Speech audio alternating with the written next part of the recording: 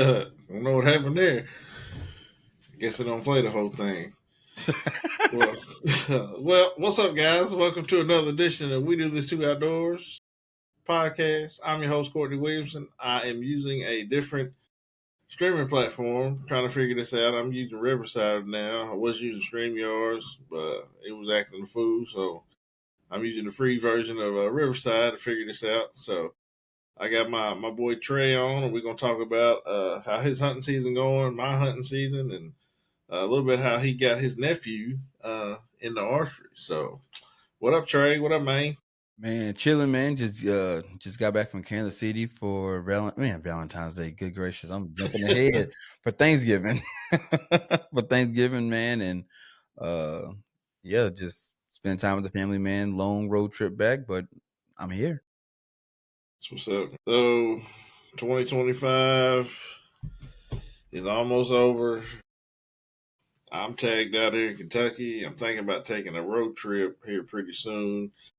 I've been talking to my boy OG Dale Bernard and Daryl Holmes down in Mississippi. So I think around December 20th, I'm gonna ride down there. See if I can get one on the ground in another state. Since I'm tagged out here and everything. So then in between there, I'm gonna try to hunt some duckies and some geese and try to fill that void. Do a little bit of coyote hunting. I'm actually looking to get a thermal this year. So if anybody out there wants to send me one to try out, that'd be fantastic because I have been doing some research and seen how much these things cost, and y'all know how cheap I am. I don't know if I got enough chickens and cows to sell and get to No, get no, one of the good ones. they want them blue bills for them thermals. Them things, God, they're expensive, man. I found a company. It's called like Goyo Joe or something like that. I had to send you a link. I don't know if they're a good brand or whatever. I don't know if they from Timu. I don't know what, but I can't find really nobody that like has one to like give me some reviews on it. Man, I wonder, can you get a thermal scope on Timu? I bet you can. Bet you I bet can. you can. I don't know I what try the one. quality's gonna be, but You never know, bro. Hey, because it's the thing. Like I was talking to this guy on my show last week, and dude, he's like, man, he goes, I make a lot of money. And he goes, and people look at my equipment. He goes, but if I can save $1 somewhere, I'm going to save. And bro, he uses releases from Timu. He was like, dude, ain't nothing wrong with. He goes, every release I've ever gotten off Timu, he goes, the Joker's legit. He goes, you gotta. He goes, most people blow their bow up because they get it out the pack and shoot it. Well, you gotta, of course, set the tension and all that. He said, once you do that, they're a good sight. I mean, they're a good release. And so I have one. Now, will I used it yet? Nope. that's like that looks like a Carter. It's a Juan ZD. Now, will I use it? I don't know. I got a couple bows that I can test it on, but I'm not going. It ain't going. It won't touch the Matthews, but I'll let it touch some other ones. Well, speaking of bows, man, so, we was talking off air about your nephew and everything. Tell that story to everybody, man, because I think that's a good one for everybody to know. If people getting new in the archery and stuff like that, we're always trying to get new newbies in the archery and get their passion to them. So Oh yeah, man, it's wild because it's. I tell the story. I tell people like he my nephew, but like my fiance, she come from a big family, so like her older sister is like 55, and I think and she's a baby. So like her second oldest sister who just turned 50, her son Asher, I think he's 33, 32 or 33, same age as my fiance. So like they grew up together, like almost like brother and sister, more so than cousins. But not cousins, but niece and nephew. So he's technically my nephew through marriage, but we just like almost the same age. But yeah, anyways, we were at Thanksgiving and he was like, "Hey man, my he goes Amber, which is his wife. He goes, Amber's family got a lot of land, which got a lot of deer on it, and they've been, getting on me about coming out to hunt. So like I want to get in archery hunting. So I'm like, hell yeah, like like what you want to know? And of course he hit me with, which bow's the best, what site's the best. Now, I could tell he did some research, but again, he's never shot a bow. I mean, he's never in the outdoors. I mean, he kind of like he bougie. So he ain't never did nothing outdoors other than going to the lake. But so I'm like, shit, like trying to give him brands, and I'm of course I'm telling him all the new stuff that it came out because that's all I've been studying the last month and a half, all the new stuff. So I'm telling him about the Sicario, I'm telling him about the Darden Tritech, the Prime Form, and he's like, okay, so how much they gonna cost? As soon as I start naming pricing, he's like, oh shit, that's too much. So of course my fiance was like, well, you got bows to give him, you can give him a bow. One, don't be volunteering me to give out. Be volunteering me giving no bow out. But I'm like, man, I can hook you up. But of course, I don't know his draw length. So we out Black Friday shopping. We swing by Shields. So I go over to Shields, and I've never dealt with Shields before, so I don't really know how to approach these folks up there. So I was like, hey, check this out. My nephew's with me. He wants a bow for Christmas. I need to get his draw length, and I'm gonna get him a bow. So the guy was like, hell yeah, come like bring him over here. So I go get him. So he take him in the back, do his draw length, and he was like, "Well, why are you guys here? You want to shoot a bow?" So I'm like, "Yeah." So I'm like, "What you got?" And he was, "Well, what you want to shoot?" So I'm like, "Man, let's shoot that Matthews arc. Let me get it set up for you." So boom, starts getting it set up, and I'm like, "Hell yeah!" Like I'm all down. And he just kind of nonchalant because he don't know what no Matthews is. The name brands mean nothing to him. So he sets the bow for him first. Uh, Before they let him shoot the bow, they got like a little thing where they kind of, it's like a little release trainer. So he does that a couple times, and then they take him in a range. And man, he shot that first arrow. At first, I was kind of shocked because it was a 70-pound bow. And for somebody who's never shot archery, he pulled that joker back with ease. So that right there let me know that damn, if a newbie can pull back a 70-pound bow on that, like a 70-pound Matthews, I'm like, that draw cycle gotta be pretty damn smooth. And but then that back wall, I mean, he pulled through and hit that back wall. I mean, he stopped. He took that first shot and saw his eyes like light up. Dude gave him another arrow. He shot that joker. He was like, "Man, I like this." So shot another arrow. So then I get it. Of course, I shoot it. I'm over there doing my thing. So as soon as we get done, he's like, "Hey man, so what color y'all want?" I'm like, "Man, we ain't buying today, man." So dude gave me his card, told me to hit him up whenever we got ready to buy. And then, I didn't think like he shot it, but I was like, man, he must didn't like it because he really not talking about it. But then as soon as we got back to the house, he saw his wife. Hey, I shot a bow, and he get to talking about it, and then we start talking about price and stuff. I'm like, bro, don't worry about all that shit. Like, I'm gonna give you a bow, to test out. Shoot it for a year, get familiar with it, and then what I'm saying, go get you a deer, and then if you decide you want to upgrade, give me that one back, and then go get you go get you another bow. But he was super excited about it, man, and it was just whenever you see someone new get into the sport and you see them shoot that first arrow and they eyes light up like you yeah, like, okay, I know that feeling you feeling right now. Yeah, for sure.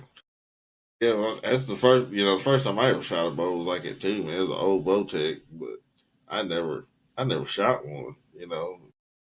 So once he taught me how to shoot, my boy Clay, after class and stuff, man, I go to the gym. I'd call him, hey, you home?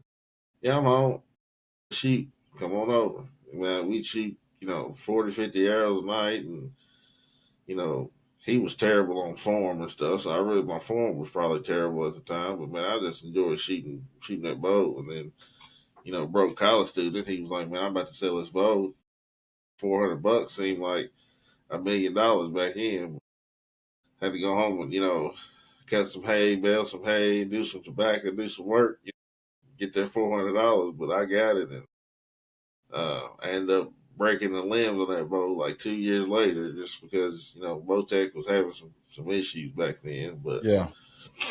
But But man, I'm looking forward to shooting the newest bow. So I was gonna go today, but dealing with my aunt and stuff in the hospital. So, but I'm looking forward. He's got the Darton down there. He's got the new PSE.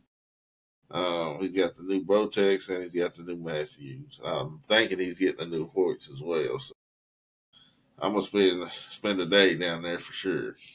Bro, I was talking to a cat on TikTok the other night, and he said something to me that I haven't noticed it because one, I don't have a bow shop around me, so I'm kind of out of the bow shop loop right now.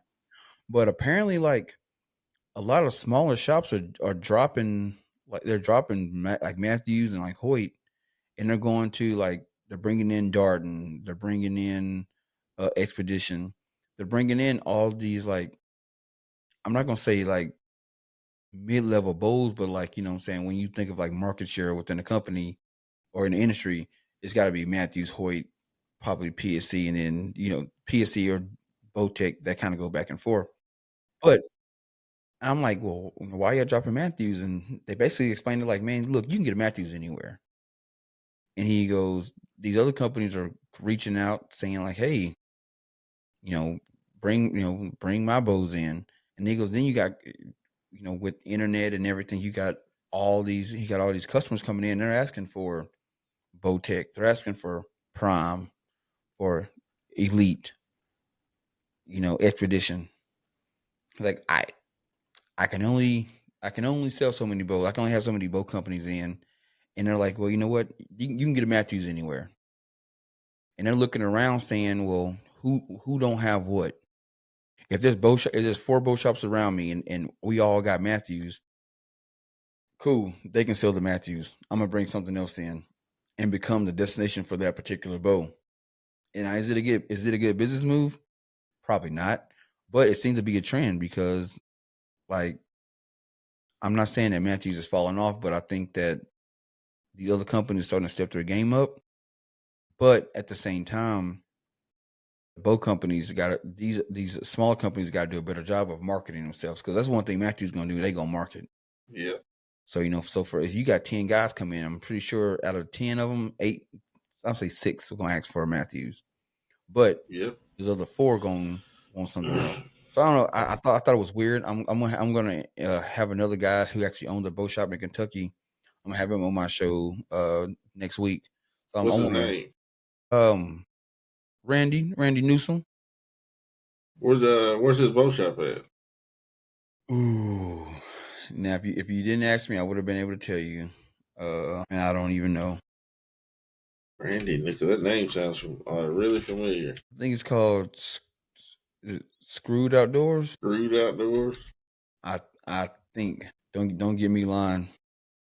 But yeah, he hit me up on TikTok and he goes live all the time and uh has some what you call it. He has some dope lives, but I cannot remember the name of his bow shop. It's called nope, that's not it. I don't know. I feel bad. Where you said is he on It's social? called 3R Outdoors. 3R Outdoors. He's in Kentucky.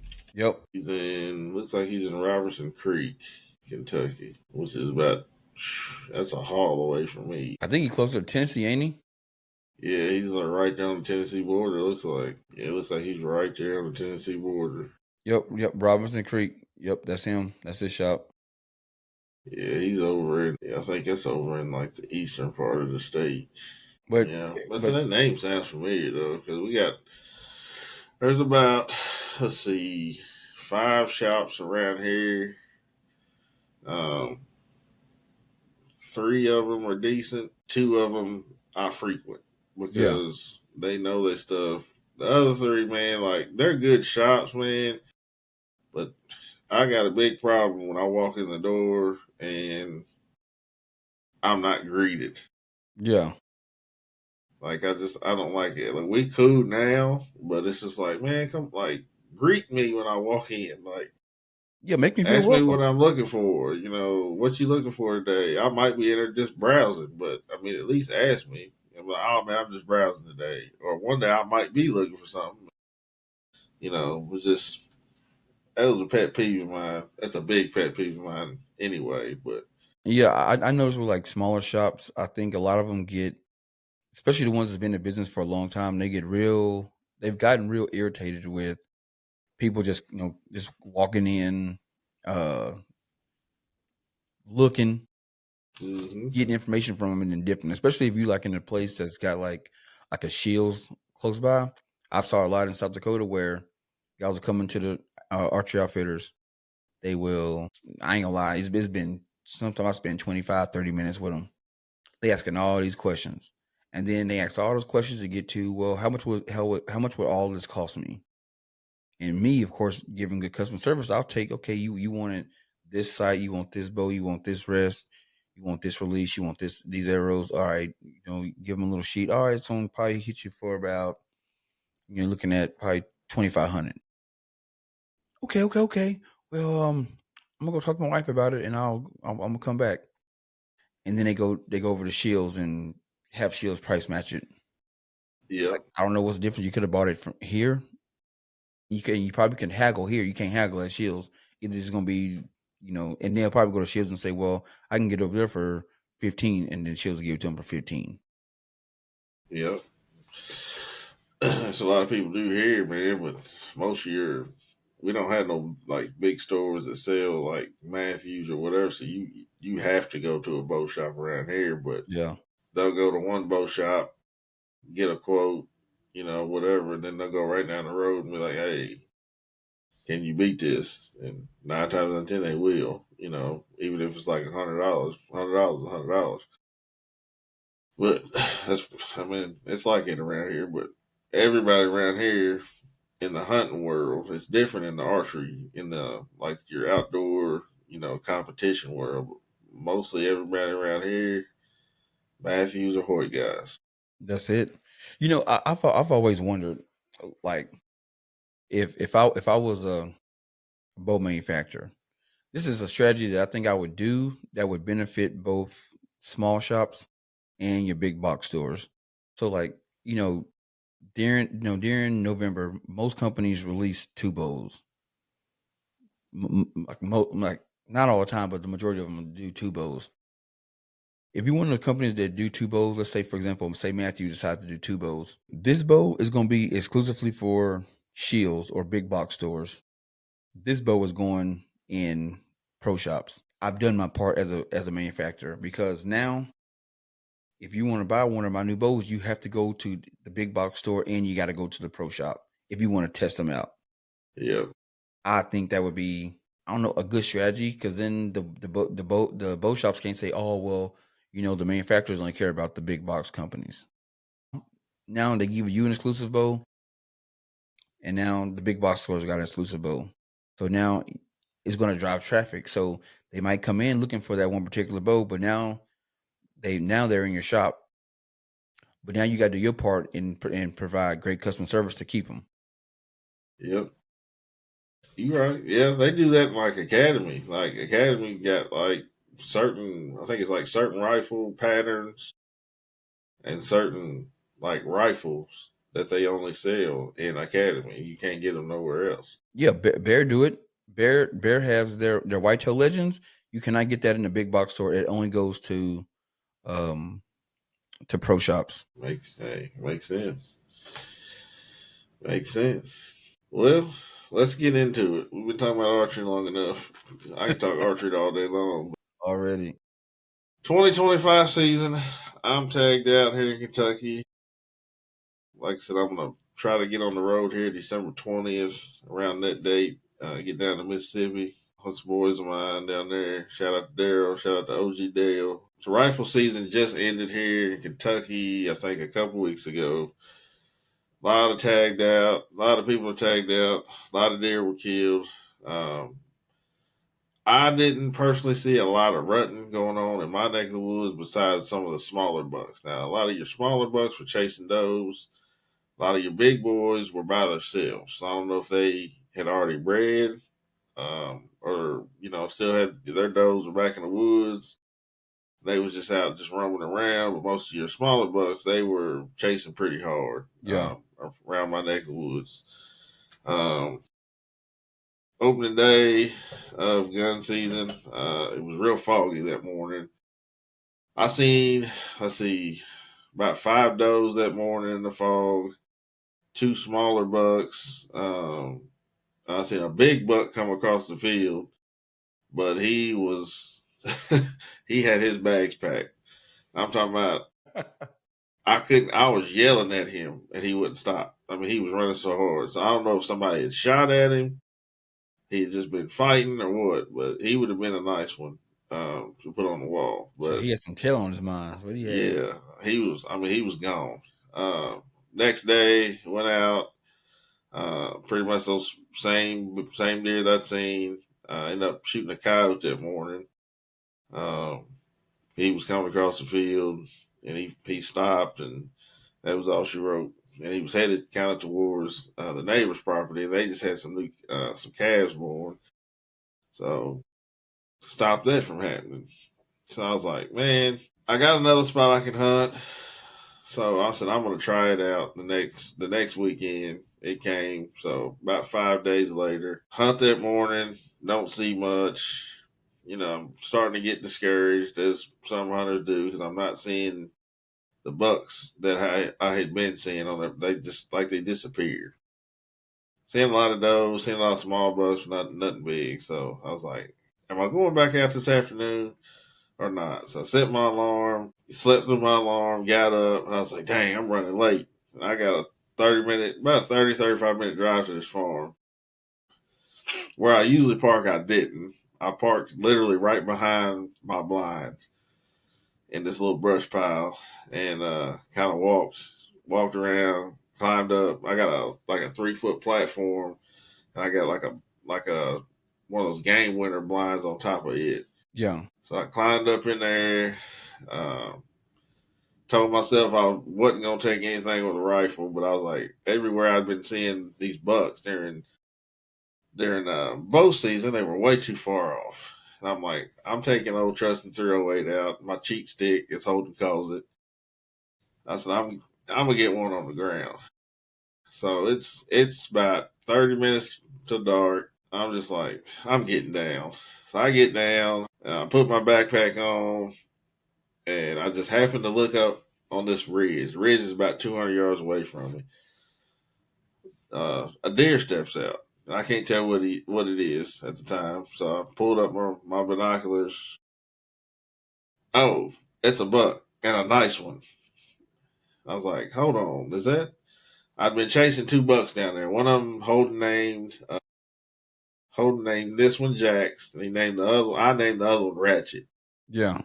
Because every time that I'd get him on camera, his butt would be towards me, and like in the camera, he'd be like, it looked like he was dancing, like he was twerking. I was like, man, this deer's Ratchet. It wasn't either one of these bucks. When I was like, but it's still a good buck.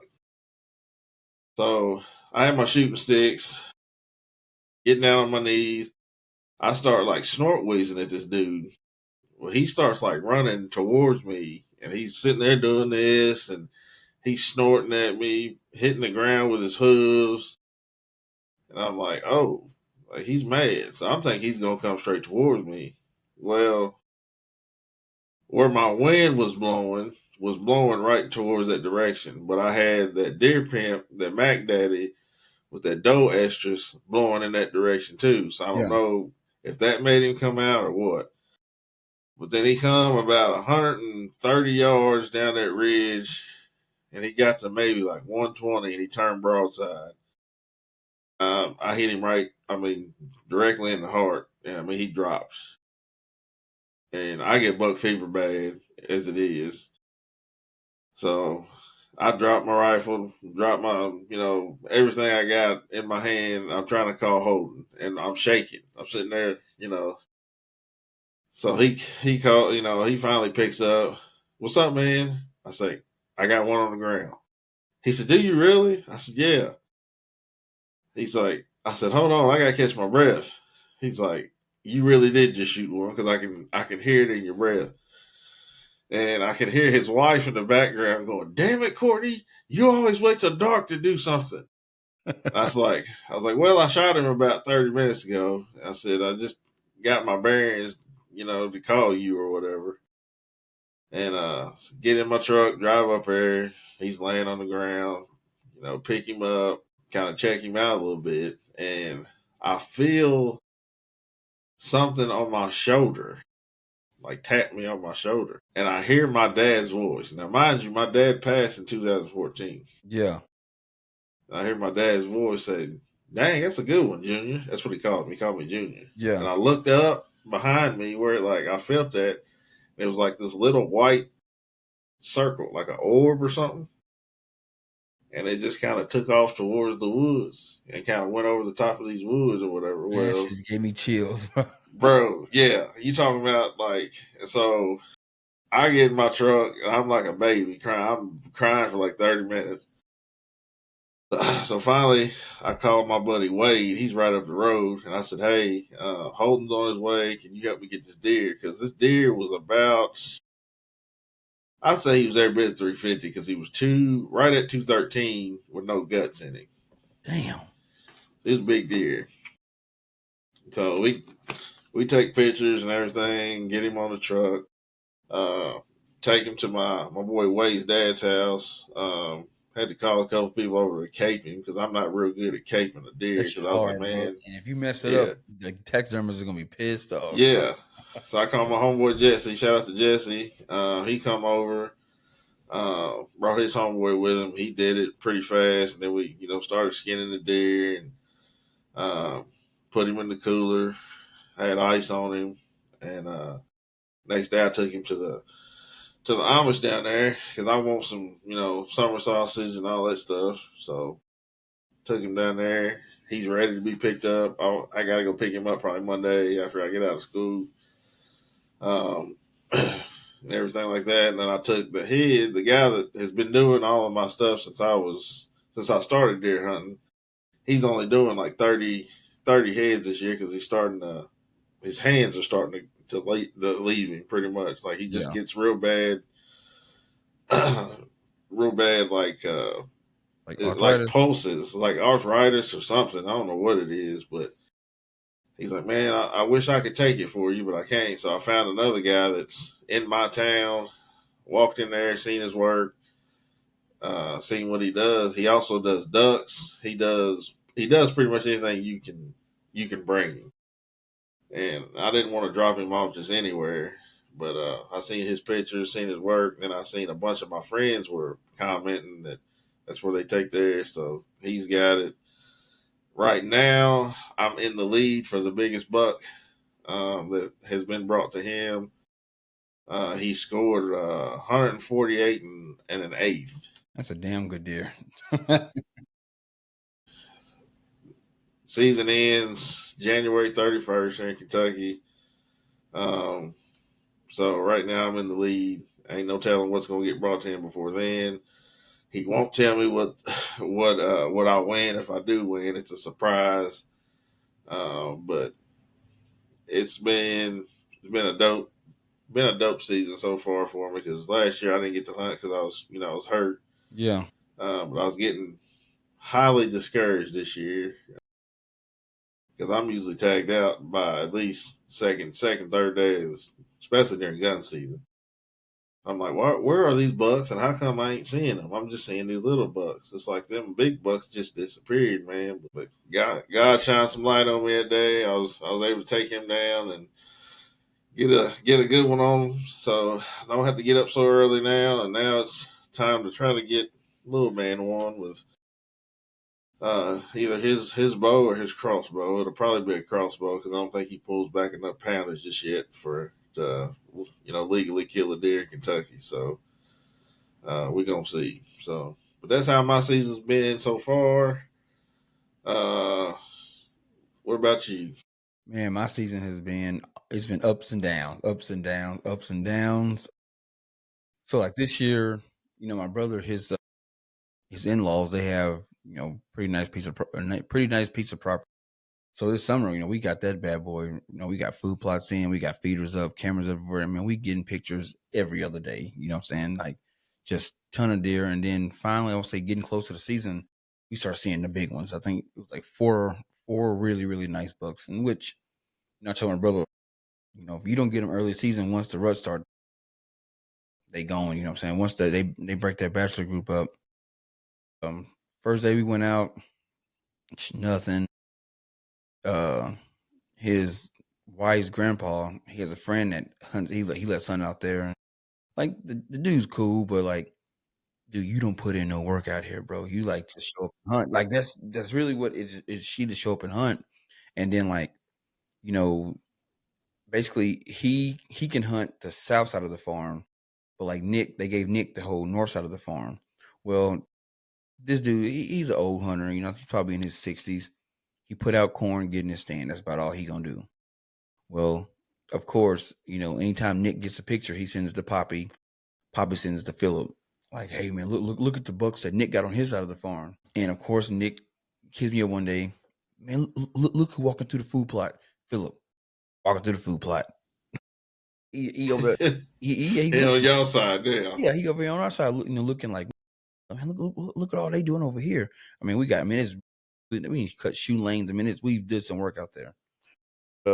Long story short, shit, like third day of the season, he shoot one of the target bucks, and like sends Nick a picture. Nick's like, bro, like, come on, bro. But you know what? You can't. It's not a high fence. The deer can roam where they want to roam. Then he goes out there the next weekend, shoots second target buck. Hold on, how many bucks can y'all kill in Texas? Five. No, four. Four. Really? Yeah, four.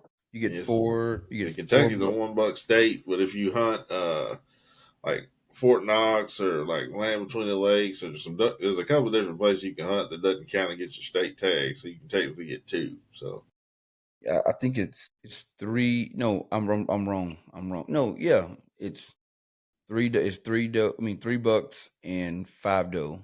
What you can get? You get 8 tags. So yeah, $3, 5 doe. But so he shot another target buck. Now, mind you, this dude is loaded. So he has land in Texas. He got land in Arkansas. But for some reason, it's like he's in competition with Poppy or Nick. I don't know what it is, but he wants to kill as many deer out there as possible. And then once all the deer are gone, then he go to his shit. So we've been dealing with that. But then it's like we've been out there, we sit all morning, nothing. Sit all night, nothing. And as soon as we get ready to leave, they want to start moving around. Like the one night we sat out there, didn't see anything, and I want to say like it had just got dark enough where you couldn't see through, see through your peep or nothing. And we see a doe. She's probably about 30 yards in front of the blind, just walking, and you can see a silhouette. But he pulled back on her, but he's like, I can't see nothing. So she walked, and then we get out the blind, start walking down the trail, and you see two silhouettes. So it's like a big doe and a smaller, maybe a fawn or whatever, and they just stood there. But they couldn't smell us, so we just kind of just looked at them, and then they kind of moseyed across the trail. We got out. Wasn't even 10 minutes after we get to the truck, $3 show up in the food plot. Man. So only thing I can think of around here is one, the weather has been like nuts. So like they only moving at night right now. Like everybody I'm talking to saying like they're not seeing any deer move during the day. But it's November and it's still 85, 90 degrees outside. So the weather like this weekend just really cooled off. So I'm sure they're moving around now. But then we had like a crazy acorn fall this year. Like I don't know how it is in Kentucky, but like, dude, we got acorns everywhere. So like those bucks are they not good. They're not get coming out in the open. So like you gotta get into the timber, which like where I hunt over in Texas by the lake, I'm deep in the timber. So I've seen, some pretty nice bucks walk around, but nothing I'm gonna shoot just yet. Like I'm not gonna waste a tag on this. I'm like this a little dude. He a 6, but he a small 6. So he still got some, some time to grow. I saw one, he nice 8 rack. I mean, like, he had 4 on one side, nice mass, other side completely gone. So I was like, I want him, but he wasn't close enough. So I've seen some nice deer, just nothing in shooting range. And I set a goal for myself. I'm not gonna take the rifle out this year. I'm just going straight archery. So I want to say next weekend, I'm any doe Spike, I'm putting down. I don't care at this point. I don't care anymore. But I mean, it's been fun. I've learned a lot. This season, I'm really focused on like wind. I'm doing a lot of walking and looking for scrapes and because I'm learning a whole new property. Like this is my first year hunting in Texas, so just learning how to deer move in Texas. Because South Dakota, I mean, you got so many ag fields around. You just basically set up between the ag field, and you're gonna see 10, 15 deer within 3-4 hours. So just learning a new terrain, learning a new element, to hunt, and but it's been fun just getting out, just getting out and hunting. That's what's up. So what's your confidence level right now on a scale from 1 to 10? I say about an 8. It's still high because I'm chalking this year up as I'm learning. Like I think I've hunted here maybe once, and it was literally just getting up in a tree and doing no scout, nothing. Just got up in the tree. So now I'm living here. I'm just learning at this point. It's like so this year is chalked up as I'm just gonna learn how to deer boot. This is a learning year.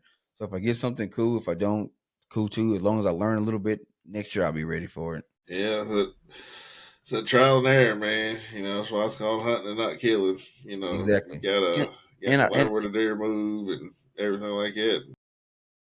and I said worst come to worst, it get late in the season. I ain't got nothing. Shout. I hit one of these these outfitters up and go get me something. Hey, Yeah, man. Look, yeah, I'm just trying to fill the cooler, man. Let me get about two or three dough, and I'm good. yeah, yeah. I took some deer meat up to a cousin of mine Thanksgiving. She hit me up about a week ago. So I took her some stuff I still had in the freezer because she'd never had it before. So I gave her some summer sausage and snack sticks and ground beef that had deer meat in it and stuff like that, just to let her try out. And then my brother come over. He said, "Man, you got in them?" He calls them salami rolls. He said, "You got in them salami rolls?" I said, "Yeah, I got a couple in there." He said, "Man, let me get some." So he said, "Man, when you get that other deer, let me know. I'll come down." I said, "Bruh, like." I'll give you a couple, but I was like, I gotta pay for all this. And he's like, man, I'll give you a couple dollars, man. He ain't about to give me nothing, but it's big bros. I ain't tripping, but Oh yeah, man. I saw a video on TikTok. This dude was like, for all you non-hunters out here that love eating deer meat, let me tell you something. This shit costs money. yeah, He said this feeder costs money. This corn costs money. This rake, this tractor, that shit costs money. He said you start adding up to how much shit costs. Shit, that deer meat's come out to about $25, $30 a pound. yeah, man.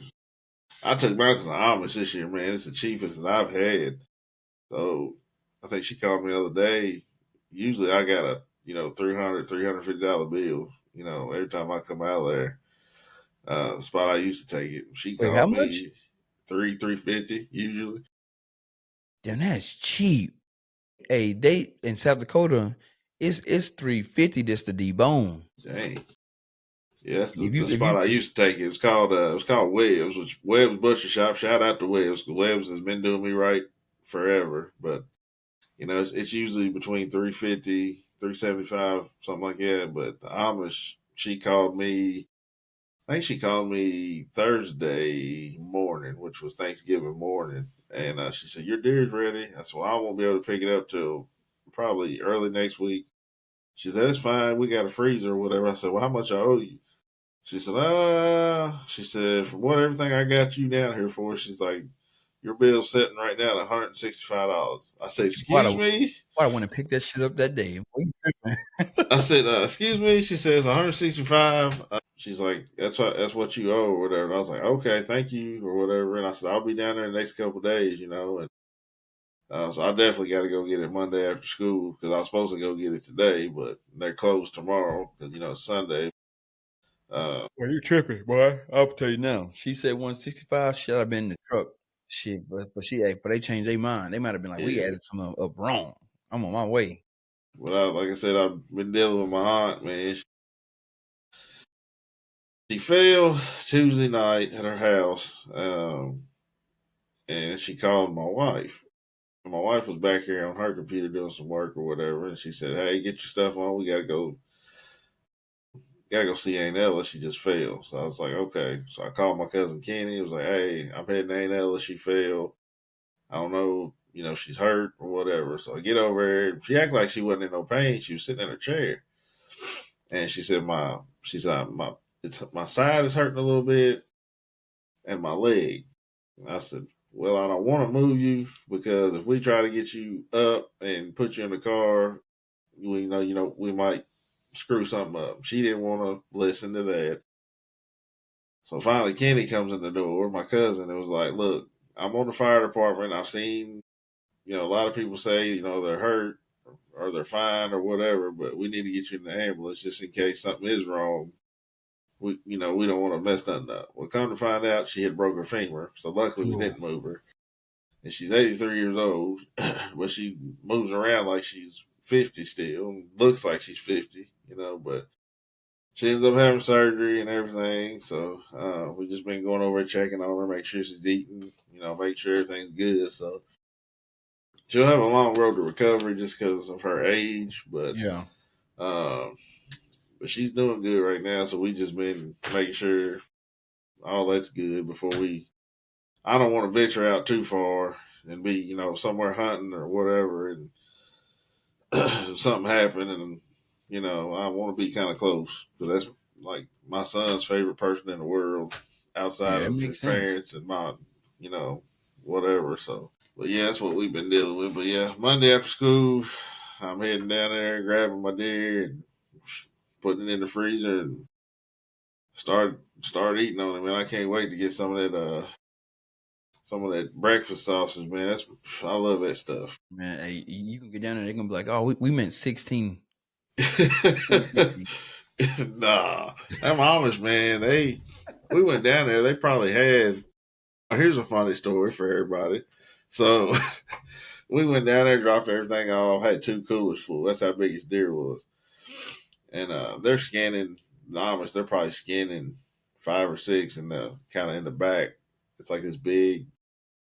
It's like a big restaurant type place that they got back there. They skin deer on one side, and then they process it, and then they got this big meat cooler and everything.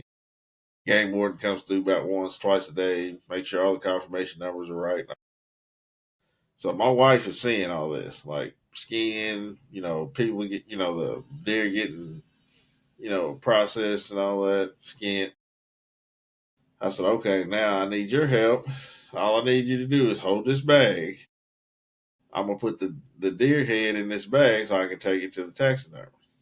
She gets in there and this I open the door and I pick it up. She just starts throwing up all over the yard. Damn. I said, what is wrong with you? She goes, it smells so bad. I said, no, it doesn't. It doesn't even have a smell. I said, it's got a little bit of blood. But I think she just seen that head and just started freaking out. Yep. Right as that's happening, her best friend calls her. Her best friend's husband, he's a hunter too. And he hadn't killed anything just yet, but she's coughing and throwing up or whatever. She's like, what's going on with her? I said, I'm trying to put this deer head in this bag, and she's freaking out. And she wouldn't talk to me for the rest of the night. Hey man, if you're gonna be around it, you gotta be around it, maybe. I said, babe, You learn you've the been game. around me before when I'm skinned. Like the first time that she ever went out with me, I shot a doe with my bow and we skinned it right there. And she was fine. This was outside. But something about that deer head and that little bit of blood that was on that cape, she just freaking out. So Bro, I love that smell. Everybody be like, man, cutting joke open stank, man. I love when I bust that joker open and pull out the stomach, man. that's the greatest smell in the Bro, world, man. I love, Especially, man, especially when it's cold outside and you see the heat coming out of it. Like, yeah, yeah, that steam coming off of them. shit, that's my time, baby. I love that. I ain't gonna lie, like that's one of the things that I want to do is like I want to have an archery shop, but I wouldn't mind having a processing plant too. Like just like I'm gonna do 100 deer. First 100 deer, I'm done. Cause like I'm like I really like enjoy the process and the process, the processing process. Like I Yeah, love taking it down, cutting the meat off, taking the silver skin off, and like really like taking care of the meat. And then I try to like do like different cuts. So like I love T-bone, like T-bone, but I love like bone-in ribeyes. Well, shit, I mean, the deer anatomy is almost like a cow as far as like bone structure. So like I made little lollipops or little French pops with the backstrap with the bone still on it. Like I love cutting that. It take a little bit of time, but man, it's dope. But just doing different things with the deer meat, I just love it. So like I wouldn't mind just doing that shit all day long, just processing all day. So I'm thinking about either next year or the year after. I'm gonna have to get some money together, building like a little skinny shed at my mom's house because we just used to do it in the garage, Yeah. and my uncle wasn't home at the time, so I didn't get to get his key. But just putting a skinny shed somewhere with a kind of a concrete floor with a thing in the middle where you can just kind of spray the blood Get a off little and drain. yeah, a little drain, and then having a like an electronic hoist instead of having to try to pull that thing up by yourself. Just put it on the hoist and hit that button and watch it take it up or whatever. But we were gonna build one years ago, man, but we just never did get around to it and whatever. But I'd like to have like a skinny shed where people can come over and get their chair and just watch us do what we do, throw some music on, get a couple drinks out of the refrigerator, and just chill, man. But Yeah, ain't nothing like it, bro. My pops, man, he for some like he one of the people he always come across some shit. So like I would say the last year and a half, maybe 2 years, I've been looking for a walk-in cooler. I've been trying to get one on auction and shit like that. Can't ever get one in the price range that I want. So the other day we were at my sister's spot and he was like, "Yeah, man, about the job, man, the walk in went out, so they got a new one, but should I had somebody fix the old one, so they let me keep it." I was like, "What you gonna do with it?" "Oh man, shit, it's not at the house, man. I just ain't got nowhere to put it." I said, "Well, shit, I got a whole shed at the house, you know what I'm saying, and I can hook it up at my house. But man, shit, I ain't got nowhere to put it." I said, "I know you don't, but I got somewhere to put it." "Yeah, man, when I find somewhere to put it, man, I'm gonna hook it up." I'm like, you just gonna ignore me? Like, yeah, you gonna ignore everything you say. Yeah. I got somewhere to put it. I got plenty of room to put it. Nope, he ain't want to hear that because he know as soon as that shit hit my spot, it's gonna be here forever. I ain't getting it off of it. But man, dude, I love it, man. I plan on building. It's probably this spring since I have 6 months off of work.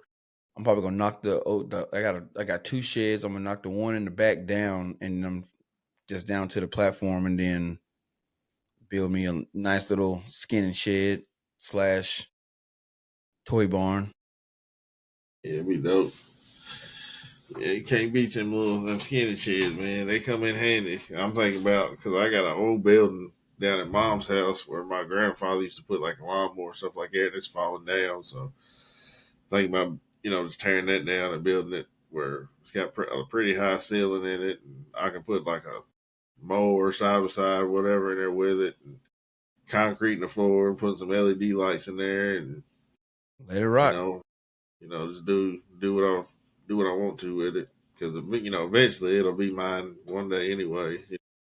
I'm gonna try to knock out some of this stuff in the next couple of years to kind of get the farm back how it used to be. It was real slick, man. With my uncle Alan, was still living. He bush hog. That's all he did. That was his job, was just take care of the farm. We got extra jobs now, man. It's hard to get out there and after a day's work, after football practice and all that. Bro, time to be slipping, man. I'm like you like, I mean, I got these projects to do, and you want to get them done, but like everything just falls in between times. Like, you just like never get to it. Like I got like 4 or 5 projects that I've been meaning to get done. Like, and I'm supposed to bend and put up a new fence, and I was like, I'll get to it when I get to it. Hunting Yeah, season come up, and then traveling for pod and this, that, and the third. Just like so much shit come up. 3D shoots, hunting expos. Shit, by the time you get done doing all that shit in work, it's hunting season again. yeah, you're right. Like, man, unless you gonna pay somebody to do it. So that's pretty much what I'm about to do. I'm gonna just pay somebody to do it because One, I don't want to do it, so pay somebody to do it, get it done, call it. For me, like the spot me and Holden like to hunt, it's a great spot, but it's like to get equipment down there to do anything like a tractor or whatever. I mean, you'd have to take 30 minutes in a truck from my house, probably an hour from his house. So it's like, if we had the equipment to do it somewhere, if we could build like a little lean to and just keep everything down there, man, there's talking about, building food plots on it and planting food plots and just keeping it. But we got a guy down there that rolls it for hay and stuff. So we're thinking about next year trying to get him to, disc us off a little spot and, drill plant some of these like clover or brassicas or something that Yeah. comes up every year where we got to do too much work to it. But it's just trying to get that equipment it's expensive to do all that, and then trying to get somebody, to do it. They always want to charge you out the ass to, do something like that. I said, man, I'd rather do it myself. I just ain't got the equipment to do it. Yeah, you better get you a rake and a hoe. Yeah, man. That property is way too big for that. Bro, I had a guy on my show last week, and he said that if you hunting over a food plot or hunting over corn, you ain't really hunting. Really. He said that's waiting and killing. That ain't hunting. See, the reason I put out corn and, all the stuff I put out. So basically, I put out corn now, and I'll put molasses in it, like food grade molasses. Because we sell some stuff here. It's called Lucky Buck, and then we got some stuff. Everybody seems like they're making their own feed now, but everything's got Everybody, bro. corn and molasses. So I was like, I'm gonna make my own. So I'll put molasses over top of it. Just take a hoe or a rake or something, blend it in real good. Basically, what I'm doing, I'm getting inventory of what's out there. That's the reason I put out food plots. That's the reason I put out corn feeders, whatever, because I want to see what's out there. Now, some people don't like that because they feel like it's not hunting because they're used to the old school way. You just go out there, sit under a tree, and whatever comes out there comes out there. I don't like it. I like to know what's out there, when they're coming out, whatever. It might be cheating or whatever, but I can tell you this: I've never killed anything over a food plot. Yep. Because usually everything second week of November is usually when our rut hits here in Kentucky. Sometimes it's a little earlier, but they always come from a different direction, and they ain't worried about their food. Nope. Not during the day anyway. They'll come back at night and eat that. Yeah, they ain't worried about that. So I can truly say I've never killed one over the food plot, but I do like to take inventory of what's out there, just to see. Because I had a deer, let's see, about 6 years ago. We called him Goliath. I don't know if he's been killed or what, but we literally have watched him grow from a 2-year-old to like a 6-year-old in a 4-year span. He only shows his face about twice, maybe 3 times a year, but he gets bigger every year. Haven't seen him in probably 3 years now, so I'm sure somebody's got him because he used to come on our farm around early October. I'd get a couple of pictures of him, and we just like to go back, take the old camera footage and be like, dang, he's gotten bigger. I enjoy that, but some See, people just you like, don't it you ain't don't think hunting, it ain't this, it ain't that. But you don't think no one around if someone around them would have got on, you don't think you'd have heard about it? no, yes and no, because I mean, the people that hunt next door to me, that used to be my Uncle Richard's place, it sold.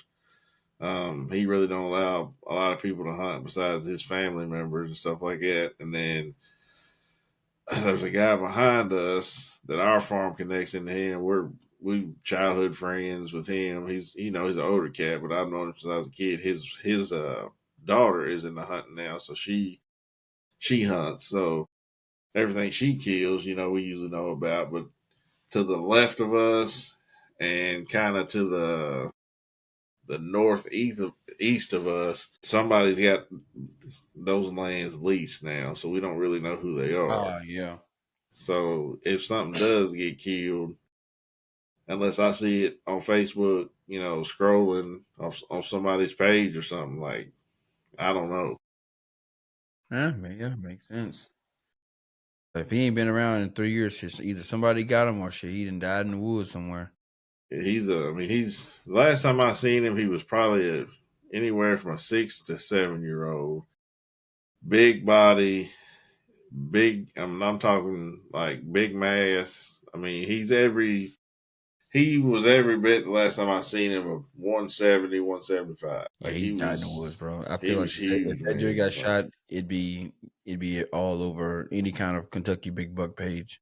Yeah, he's huge, but that's the reason I put stuff out just to take inventory, see what's out there. Plus, I like waking up every morning, getting on my Moultrie app, you know, looking at what's out there, what came by the camera that night and during the day, and stuff like that, just to see what bucks are coming and whatever. Because there's always going to be does out there, because that place is just loaded with does. But like when the bucks come out, there's bobcats out there, coyotes, the farm directly north of us, where the farm that I'm talking about down in about 30 minutes from the house.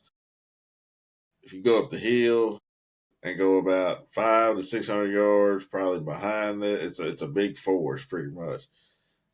They've got bear sightings back there. Damn. So I mean, there's everything in them woods back there. You never know what you're gonna get on your camera. Like Holden's got bobcats, coyotes, you know, everything, back here. So it's like you never know what you're gonna see when you go down there. Bro, and that's why I love putting out game cameras. You never know what you're gonna see. Sometimes I'll be like, damn, because I like you'll see a really nice deer, and like, man, I ain't never gonna lay eyes on him. But at least you know he out there, so you ain't sent there for nothing. Yep. Yeah, and hunting, man, is one of them things. Like I try to tell people, like if you've never done it, find somebody to take you, and the first time you go, try to go when it's something that's like high action, like doves or rabbit hunting, quail hunting, something that you're constantly moving, you're constantly shooting. Because I feel like if you take a newbie for the first time in the deer woods, you're just sitting there in the blind, They bored. They go, it's gonna you're bore them out. bored, and like, man, this is what hunting's all about. Like, they ain't got their patience. They'll eventually get it. I feel like once they do it, enough, but they got to get that passion first. Whether it's rabbit hunting, quail, dove, or whatever, and eventually ease their way into deer hunting, elk hunting, or whatever they want to do. But newbies definitely don't want to take them in the deer woods for the first time, because they're gonna get bored real fast, like a kid would. Straight up, straight up. But yeah, man, that's how our hunting season's been so far. So if y'all out there and haven't harvested anything, stay out there. You can't kill them on the couch. Uh, stay positive. You might kill one, you might not, but you never know if you're not out there. Just enjoy the creation, enjoy your guys' creation while you're out there. You're out there for a reason. It ain't just about the kill; it's everything that leads up to it. So, Yeah, bro. Get out in the outdoors, bro. That's all I can say. If you been thinking about it and you ain't pulled a trigger yet, find somebody, have them take you out, thanks. and you won't look back. I promise you.